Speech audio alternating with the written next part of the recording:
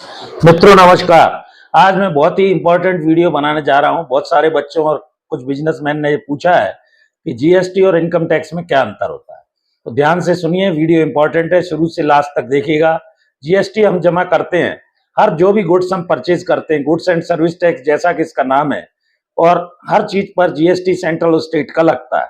तो सबसे पहले गुड्स एंड सर्विस टैक्स 2017 में आया, ये आपको जानना चाहिए।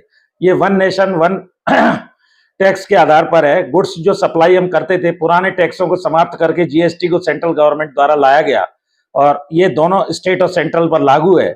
जैसे वेट टैक्स था, सर्विस टैक्स था और सेंट्रल का टैक्स था, उन सबको समाप्त करके गुड्स एंड सर्विस टैक्स लाया गया है। जो हर सामान हम परचेज करते हैं सर, और business service, business supply of goods, इन सब पे ये जीएसटी लगता है। अब जहां तक इनकम टैक्स का की बात करें तो इनकम टैक्स एक्ट 1961 का है, आयकर अधिनियम ये कहा जाता है।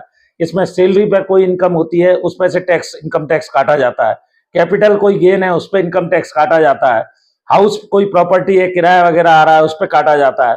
गुड्स बिजनेस, कोई हम गुड्स का बिजनेस कर रहे हैं, इनकम फ्रॉम अदर सोर्सेज है, उस पर भी इनकम टैक्स काटा जाता है।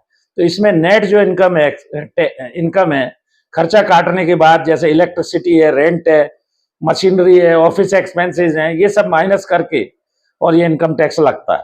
तो जैसे 10 लाख का माल खरीदा, 20,000 रुपए 10,20,000 में बेचा, तो ये supply of goods and service business, जैसा मैंने बताया, जीएसटी देना होता है। और ये सारे खर्चे जो काट काट के नेट जो इनकम टैक्स आती है, उस पर आपको इनकम टैक्स लगता है। तो इस तरह मैंने ये आपको जीएसटी और इनकम टैक्स का अंतर बताया। मैं समझता हूँ सरल भाषा में आपकी समझ में आया होगा। जुड़े रहिए इस तरह की जानकारी के लिए पैरामीटर ऑफ लॉ चैनल से। धन्यवाद, नमस्कार। इस वीडियो में यहीं तक।